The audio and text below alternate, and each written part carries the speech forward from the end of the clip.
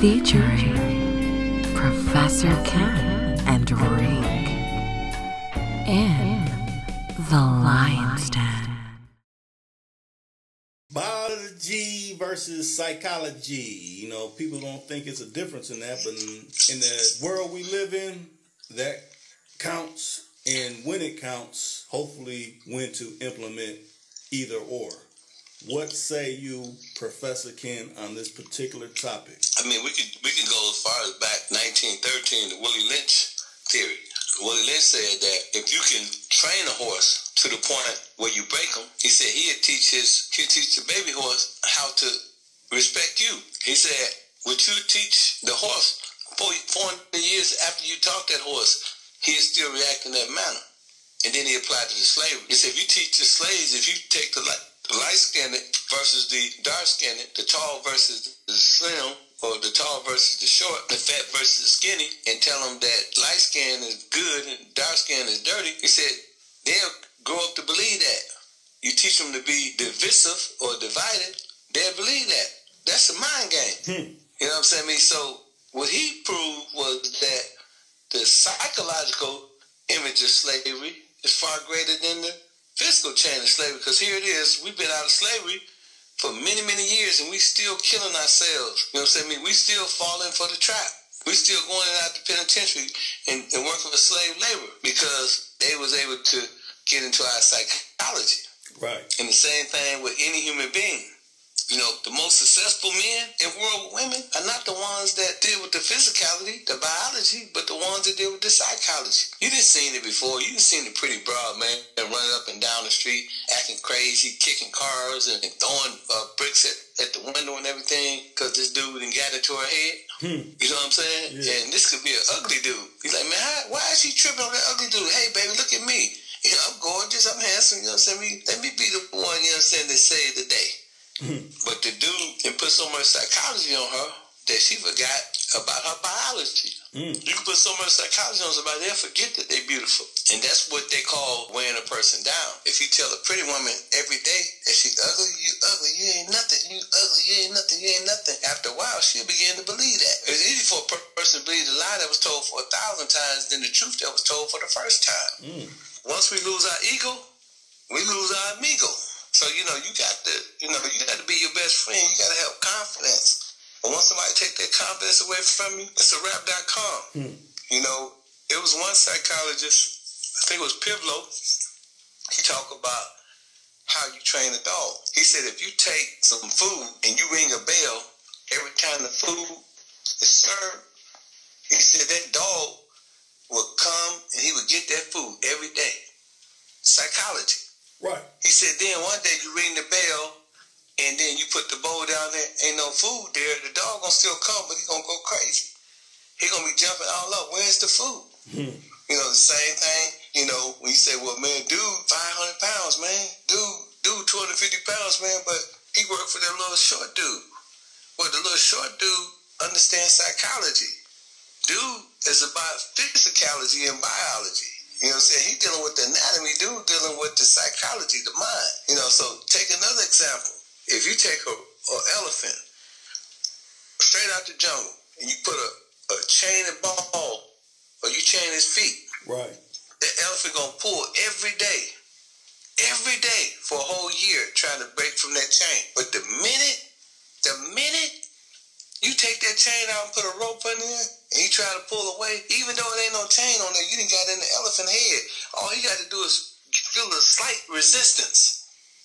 He can just feel a rope jerking him a little bit. He gonna still think there's a chain on him. That's the power of the mind. You know, a lot of people say, man, how these dudes, man, get these women, man? They get in their head. They say if you get the mind, the body will follow. That is a very true statement. How do you take men and you incarcerate these men for many, many years? Get a man to stand in the prison. It's 2,000 prisons, 2 guards, looking over the whole cell hall. You know, maybe 100 men to a cell hall, 1 guard sometimes. And they go in their cell willingly. Okay, gentlemen, lock up. And they go right in the cell because they knew that persistence wear down resistance. They didn't gather to these head. They done made them conform. They didn't, you know, they got used to being incarcerated. They got used to going to the cell. Right. One dude buck, what they do? They come in 30 deep. They stump them. They trying to send a message, a psychological message to all the other inmates. This was what happened when you buck. You know what I'm saying? Mm-hmm.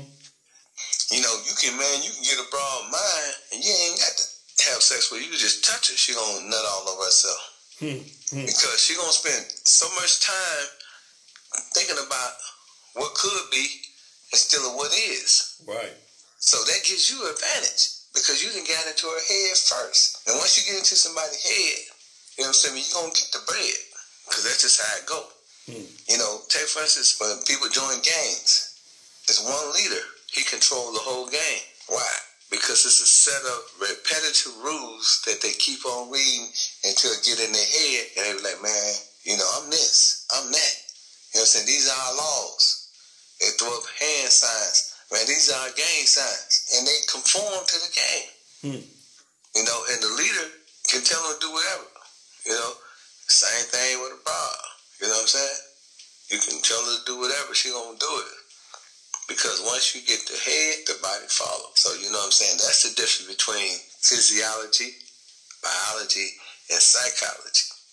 You know, I mean, if you're a psychologist, you know what I'm saying, you're gonna win every time.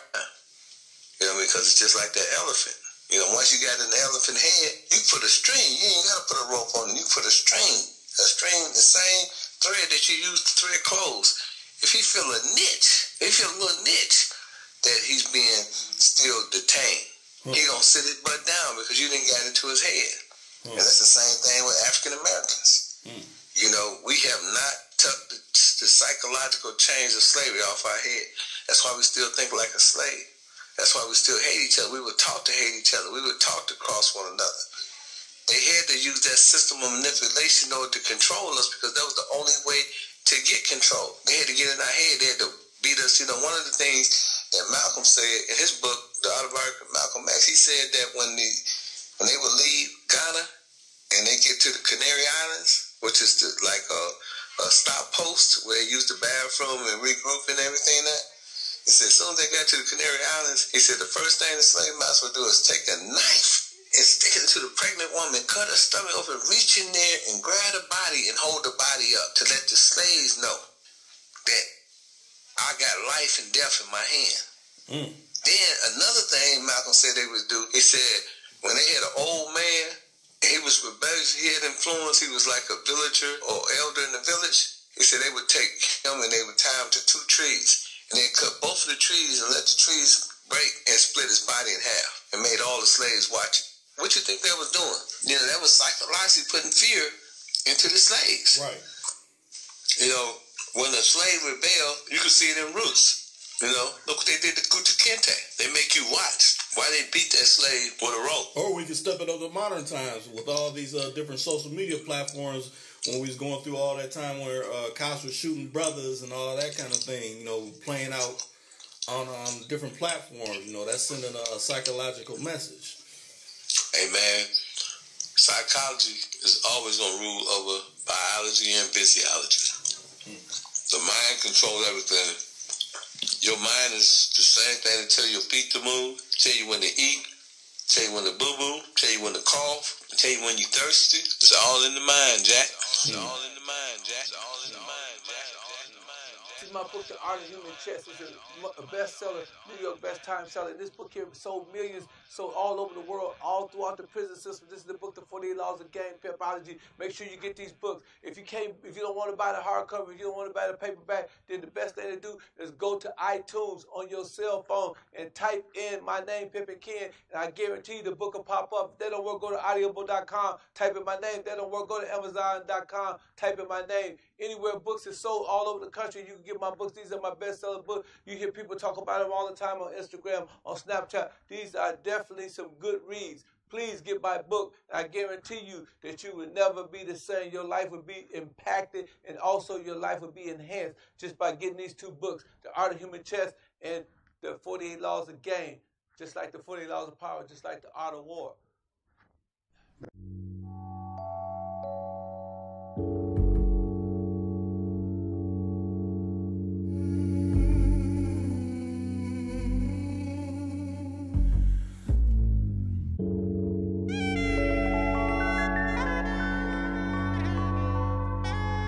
cool to count 24/7.